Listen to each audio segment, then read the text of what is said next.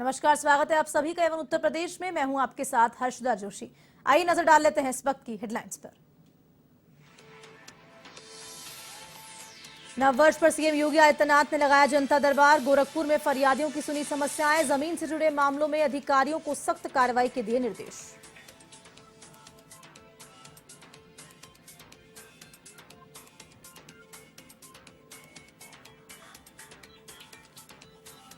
प्रदेश भर में नववर्ष की रही धूम। दूसरी ओर तेज सर्दी में निजी सोसाइटी की पहल। फुटपाथी लोगों को कंबल और मिठाइयां की वितरित।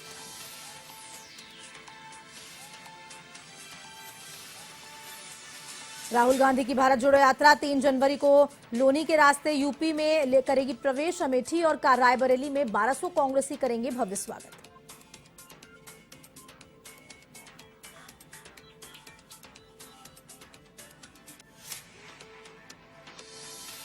आदमपुर थाना इलाके में तिहरे हत्याकांड से सनसनी। रेलवे स्टेशन कॉलोनी से मिली पति पत्नी और बच्चे की लाश। सामूहिक खुदकुशी है या फिर मर्डर का केस, पुलिस के लिए बनी गुत्थी।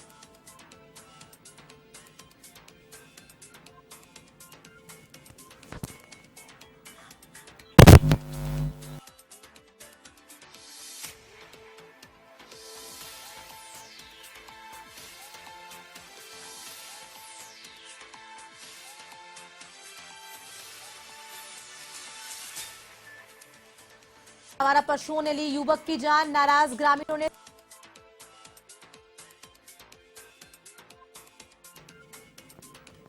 मेरठ में आवारा पशुओं ने ली युवक की जान। नाराज ग्रामीणों ने सड़क पर शव रखकर किया प्रदर्शन। कई स्थानीय नेता रहे प्रदर्शन में मौजूद।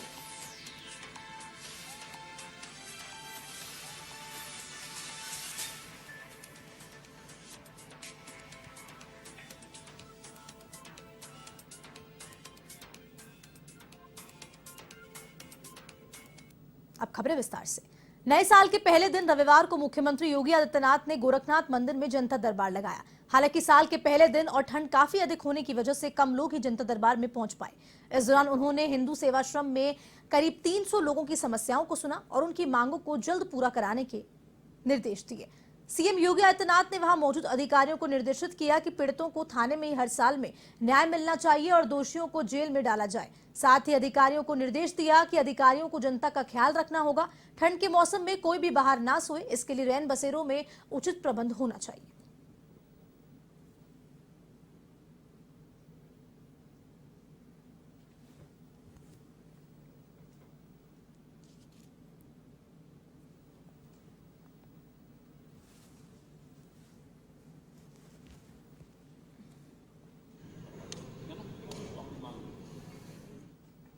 उत्तर प्रदेश विधानसभा के अध्यक्ष सतीश महाना ने नए साल की प्रदेशवासियों को हार्दिक बधाई एवं शुभकामनाएं दी। विधानसभा अध्यक्ष ने कहा कि आने वाला समय नया कैलेंडर वर्ष आप सभी के जीवन में अच्छी सेहत, खुशियां और समृद्धि लेकर आए। पुनः भारत नेतृत्व करने के लिए तैयार है। समृद्धि, शांति, प्रगति का प्रतीक हो, ऐसी मेरी कामना है। सौभाग्य से भारत विश्व गुरु के स्थान पर स्थापित था। कालांतर में जिस भी कारण से हम पीछे रह गए, लेकिन आज पुनः भारत नेतृत्व करने के लिए तैयार है। देश के यशस्वी प्रधानमंत्री श्रीमान नरेंद्र मोदी पूरी दुनिया के लिए एक मार्गदर्शक बने हैं। भारतवर्ष को 2023 में G20 का नेतृत्व करने का भी शुभ अवसर है। राहुल गांधी की भारत जोड़ो यात्रा 3 जनवरी को उत्तर प्रदेश पहुंचेगी। लोनी के रास्ते यूपी में प्रवेश करने पर इस यात्रा का अमेठी और रायबरेली में 1200 कांग्रेसी स्वागत करेंगे। सभी कांग्रेसी 2 जनवरी को ही अमेठी में लोनी कटरा के लिए रवाना होंगे। तो ये जानकारी कांग्रेस के जिला महामंत्री एवं प्रवक्ता अनिल सिंह ने रविवार को दी। उनका कहना है कि यात्रा का हिस्सा बनने के लिए 400 कार्यकर्ता बसों में सवार होकर अमेठी से लोनी कटरा जाएंगे। बाकी कांग्रेसी ट्रेन और निजी वाहनों से लोनी कटरा पहुंचेंगे। कांग्रेस प्रवक्ता अनिल सिंह ने बताया कि उत्तर प्रदेश की सीमा पर अमेठी के 1200 लोग जुड़ेंगे। तो 3 जनवरी को दोपहर 3 बजे से शाम 6 बजे और 4 जनवरी को सुबह 6 बजे से शाम 6 बजे तक भारत जोड़ो यात्रा में अमेठी के लोगों की भागीदारी रहेगी।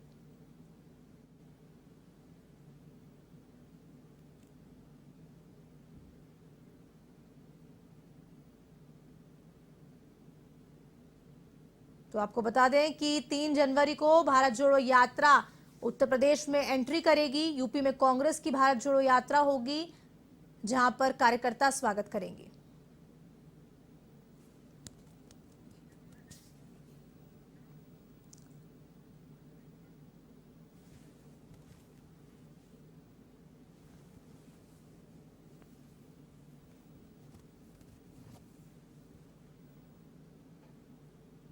मेरठ में आवारा पशुओं के झुंड ने एक किसान को घेरा और उस पर हमला करके जान ले ली।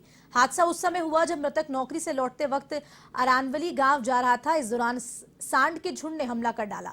इस मामले में नाराज ग्रामीणों और किसानों ने शव सड़क पर रखकर ट्रैक्टर ट्रॉली के साथ जाम लगा दिया। जाम की सूचना के बाद मौके पर पुलिस पहुंची। इस दौरान गांव वाले डीएम और एसएसपी को बुलाने की मांग पर अड़े रहे। इस दौरान आरएलडी विधायक गुलाम मोहम्मद और राष्ट्रीय सचिव राजकुमार सांगवान, जिला पंचायत सदस्य स्मार्ट मलिक धरने पर बैठे रहे।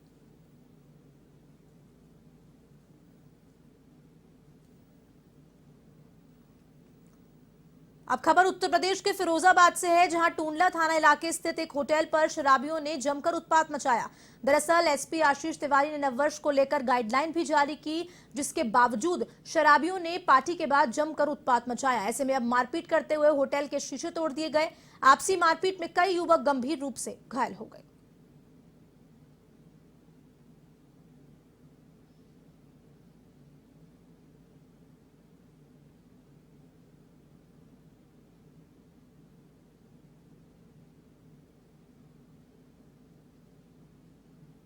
पर 3 बदमाश उस गाड़ी से आए हैं, उनकी एफजेड खड़ी हुई है और आगे यहाँ पे बदतमीजी करने लगे कि कमरा दो, में शराब पीनी है। मेरे ने मना किया था कि यहाँ भैया शराब पीने के दौरान 30 बस्टार की, तो यहाँ पर शराब पीना मना है। गाली गलौज दी उन्होंने, बहुत ज़्यादा बदतमीजी की और मैनेजर पर ये लड़का है अपने कर्मचारी, इस पर हाथ उठाया था। तो कर्मचारी हाथ उठा के फिर यहाँ पर आपस में भिड़ गए। फिर हम ना कुछ लोग आए थे, राजीनामा करा के मारपीट हो गई है। दोनों बच्चों को पुलिस उठा ले गई है, हमारे मैनेजर को और लोगों को, तीनों को। आदमपुर थाना क्षेत्र के Kashi station railway station colony में पति पत्नी और 2.5 वर्षीय बच्चे की लाश मिलने से हड़कंप मच गया। मृतक रेलवे के सिग्नल विभाग में ईएसएम है। सभी की लाश रेलवे क्वार्टर में मिली है। जीआरपी काशी स्टेशन की सूचना पर मौके पर कमिश्नरेट पुलिस पहुंची और जांच में जुट गई। फिलहाल अभी मौत का कारण पता नहीं चला है। पुलिस ने किसी को अंदर जाने से रोका है। मौके पर एडिशनल डीसीपी राजेश कुमार पांडे मौजूद हैं और फॉरेंसिक टीम भी मौके पर पहुंची है। दरअसल रविवार सुबह 8 बजे हेल्पर संतोष कुमार सहानी यहां पहुंचे थे। संतोष ने बताया कि वो आईपी रूम के चाबी लेने पहुंचे। दरवाजा खटखटाया पर दरवाजा नहीं खुला। दोबारा तेजी से दरवाजा खटखटाया तो वह अपने आप खुल गया। आवाज दी तो कोई नहीं उठा। फिर कमरे में पहुंचा तो वहां मच्छरदानी में राजीव रंजन पटेल, उनकी पत्नी अनुपमा और 2.5 वर्षीय बेटा हर्ष थे, पर आवाज देने पर कोई हलचल नहीं हुई। एडिशनल डीसीपी राजेश कुमार पांडे ने बताया कि मृतका नालंदा बिहार के रहने वाले हैं। मौत किन परिस्थितियों में हुई, इसकी जांच अभी की जा रही है।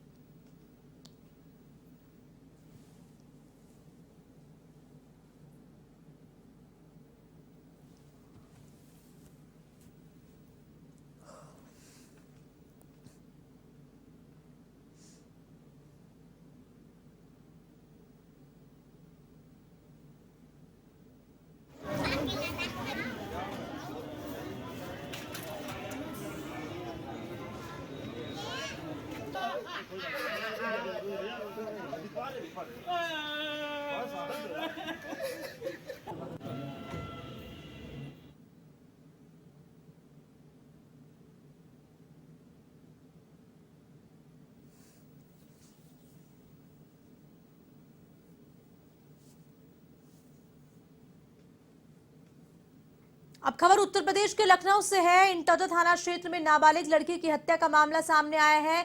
गणेशपुर गांव निवासी युवती की हत्या हुई है। सुबह घर से शौच के लिए निकली थी युवती, गला दबाकर हत्या कर दी गई। सड़क किनारे झाड़ियों में उसका शव मिला। सूचना के बाद मौके पर पुलिस पहुंची और जांच शुरू की। आपको बता दें कि सुबह घर से शौच के लिए निकली थी युवती, जहां पर उसके बाद उसका यहाँ शव मिला। इंटौजा थाना क्षेत्र में नाबालिग लड़की की हत्या का मामला सामने आया है और मौके पर पुलिस पहुंची और अब पूरी जांच की जा रही है।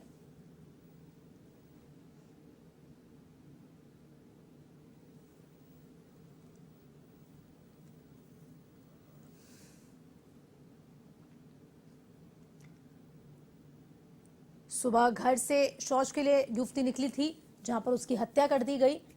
इंटौजा थाना क्षेत्र में नाबालिग लड़की की हत्या का पूरा मामला बताया जा रहा है। मौके पर पुलिस पहुंची और पूरे मामले की छानबीन कर रही है।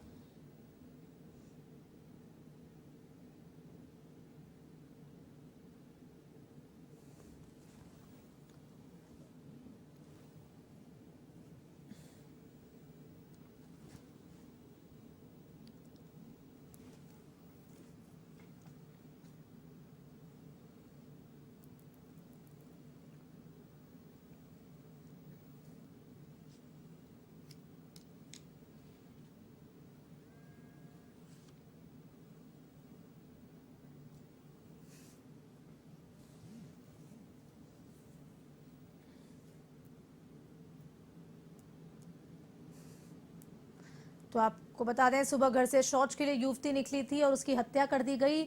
पुलिस पूरे मामले की छानबीन कर रही है और पता लगाने की कोशिश कर रही है कि किन किन परिस्थितियों में ये हादसा हुआ, ये माफ कीजिएगा, हादसा नहीं, ये हत्या हुई है।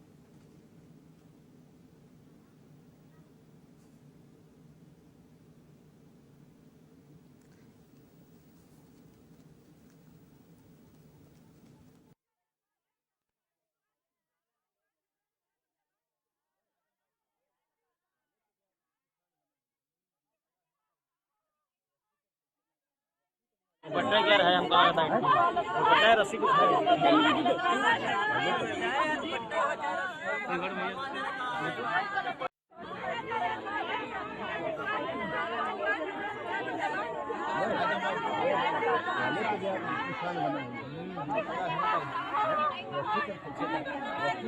बट्टा क्या है हमको लगता है बट्टा है रस्सी कुछ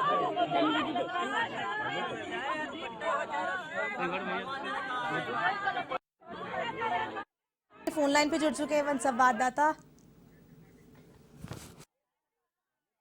क्या कुछ पूरा मामला है और किन परिस्थितियों में यह हत्या का मामला सामने आ पाया है? पुलिस क्या कह रही है प्राइमरी इन्वेस्टिगेशन में?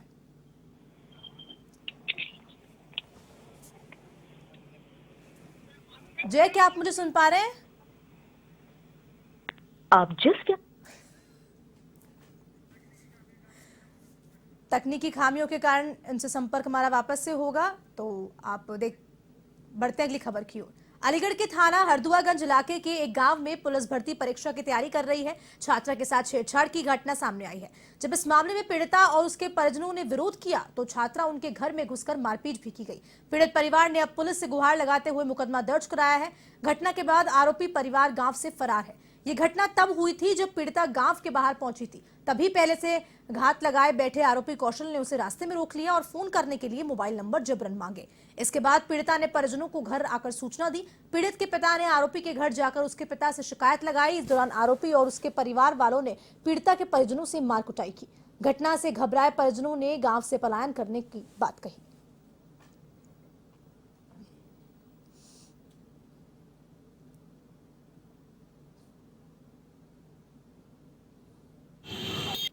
मैं और मेरी बहन यूपी पुलिस की तैयारी कर रहे हैं और हम डेली जाते हैं। और 28 तारीख को मेरी बहन नहीं गई थी मेरे साथ, फॉर्म भरवाने गई थी वो जनसेवा केंद्र पर।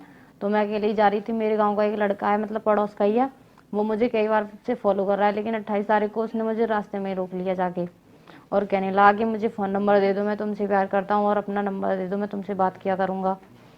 तो मैंने मना कर दिया। या चिल्लाने मिलाने लगी तो ऐसे हाथ वाथ पकड़ के खींचने लगा। तो फिर मैं वहाँ से बच के चली गई और कोचिंग चली गई। कोचिंग से आके मैंने अपने पापा को बोला शाम को। उसने मेरी बेटी को रोका, जबरदस्ती की, उससे कि फ़ोन नंबर दे, तो फ़ोन चलाती है, ये वो है, और मैं तुझसे प्यार करता हूँ। तो मेरी बेटी ने विरोध किया तो उसके हाथ, मतलब कभी हाथ पकड़ के खींच रहा, कभी कुछ करके, तो मेरी बेटी किसी तरह बच के चली गई, कोचिंग गई। वहाँ से कोचिंग करने के बाद घर पे वापस आई तो मेरे को बताया।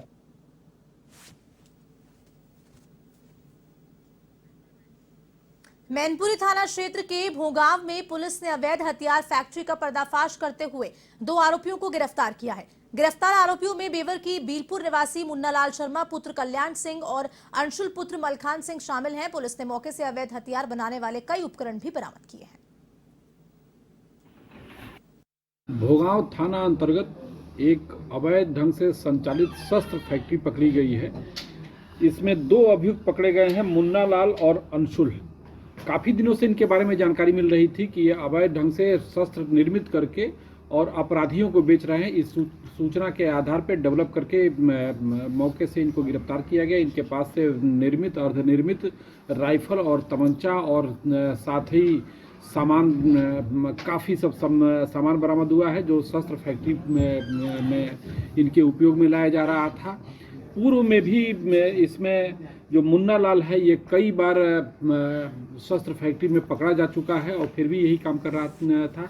संपूर्ण तथ्यों की जानकारी की जा रही है और आवश्यक वैधानिक कार्रवाई की। खबर यूपी के शाहजहांपुर से है, जहां अवैध शस्त्र बनाने के मामले में बंडा थाना पुलिस ने 2 बदमाशों को गिरफ्तार किया है। पुलिस ने बताया है कि एसपी एस आनंद के निर्देश पर अवैध शस्त्रों की रोकथाम को लेकर अभियान चलाया गया। ऐसे में मुखबिर की सूचना पर थाना प्रभारी के नेतृत्व में पुलिस ने गहलुइया नहर पुल पटरी स्थित एक पुराने मंदिर में दबिश दी और हथियार तस्कर पुष्पाल सिंह और सम्मूत सिंह को गिरफ्तार किया। साथ ही भारी मात्रा में अवैध शस्त्र, कारतूस और उपकरण भी बरामद किए। साथ ही आगे की कार्रवाई शुरू की।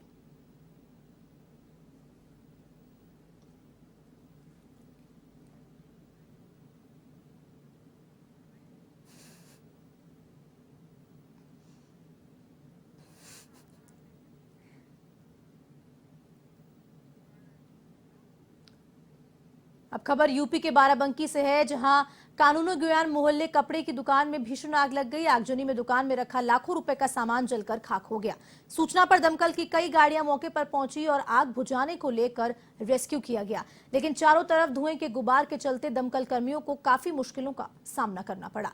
पुलिस की प्राथमिक जांच में शॉर्ट सर्किट के चलते दुकान में आग लगने का मामला सामने आया है। ऐसे में अब पुलिस ने पूरे मामले की गहनता से जांच शुरू कर दी।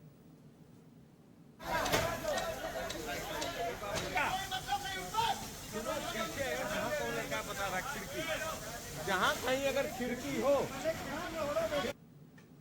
अब खबर कन्नौज से है, जहां काली दुर्गा मंदिर के महंत स्वामी अखंडानंद ने विशाल भंडारे का आयोजन किया। बता दें कि साल के पहले दिन कई सालों से ये परंपरा चली आ रही है और सराय मीरा स्थित काली दुर्गा मंदिर परिसर में ये भंडारा आयोजन किया जाता है।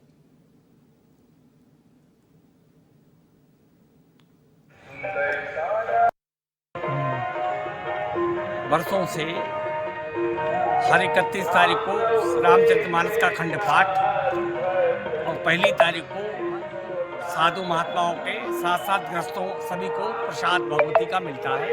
हर वर्ष भंडारा होता है मंदिर।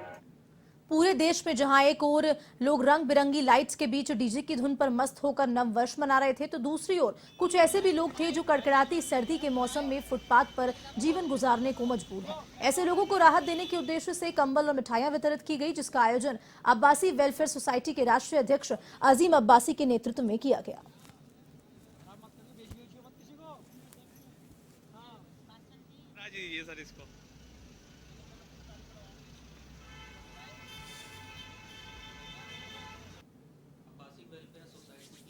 पिछले 9 वर्षों से हम लोग 31 दिसंबर की रात्रि को कार्रवाई मदद निकालते हैं। इस कार्रवाई मदद के माध्यम से जनपद संभल के चंदोसी व बेजोई और अन्य इलाकों में जाकर हम लोग जो भीषण सर्दी के इस मौसम में चौराहों पर, फिल्मों के स्थानों पर। राजधानी लखनऊ में नगर निगम के अधिकारियों को ना किसी का डर है और ना ही कोई खौफ। वो लगातार निगम की कार्यशाला में मनमानी करते रहे हैं। तो बात करें संविदा कर्मियों की, तो उन्होंने भी अधिकारियों पर प्रताड़ित करने के आरोप लगाए हैं। उनका कहना है कि उन्हें कई महीनों तक वेतन का भुगतान नहीं मिल पा रहा है, जिसके चलते सभी कार्मिकों में रोष फैला हुआ है।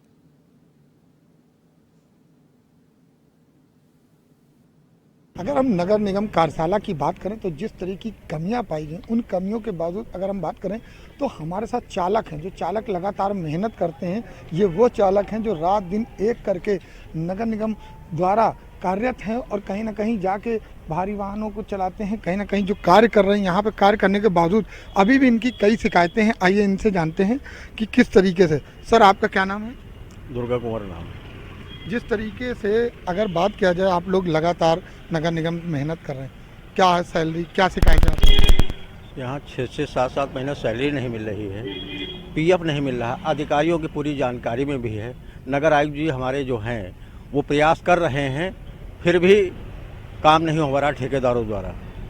तो इसके जिम्मेदार किसको मानते हैं आप? अब प्रयास कर रहे हैं। नगर आयुक्त जी से बात हुई थी तो उन्होंने कहा कि हम पूरे प्रयास कर रहे हैं और पूरे काम करवाएंगे। हम इसका कर रहे हैं वो बेचारे, वो लेकिन ऊपर के अधिकारी तो कर रहे हैं, लेकिन नीचे के जो अधिकारी हैं वो सब आप लोग जानते ही हैं, उसमें क्या कहा जा सकता है। कब तक आश्वासन को दिया है कि कब तक आपको सैलरी मिल सकती है? अब सैलरी के लिए कोई आश्वासन नहीं है। ठेकेदार से बात होती है, ठेकेदार की मीटिंग होती है, उसके बाद में होती है कि अच्छा हम 4 तारीख या 5 तारीख तक दे देंगे, लेकिन उसके बाद भी उसमें नहीं आते। क्या शिकायत है? ये 3-3, 4-4 महीनों की तनख्वाह नहीं मिलता है। ये हम लोगों का घर परिवार कैसे चलेगा? हम लोगों के भी बीवी बच्चे हैं, ये पढ़ाई लिखाई कैसे होगी हम लोगों की, बच्चों की परवरिश हम लोग कैसे करेंगे अपने बच्चों की? क्या किसी बड़े अधिकारी से इसको लेकर आपने बात करी?